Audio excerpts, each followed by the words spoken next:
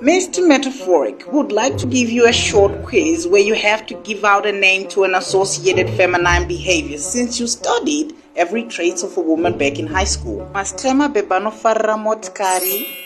Karen. Baby rine matama maombe. Tamia. Mabebano farra konra zvinaru kumateres. Ana Teresa. Baby rinofarra zvekungoposhera mutoilet. Poshia. Baby anofarra zvekuisana nekubeurana. Isa beu. Musikana anongosheya zvinhu zvese kuvanhu. Sharon. Baby anongofarira kufamba akashama. Shamin.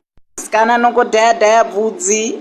Diana. Musikana ane dzungu nesummertime. Samantha. Musikana anongofarira zvekufonerwa. Nicole. Anongocheukira varume vevanhu.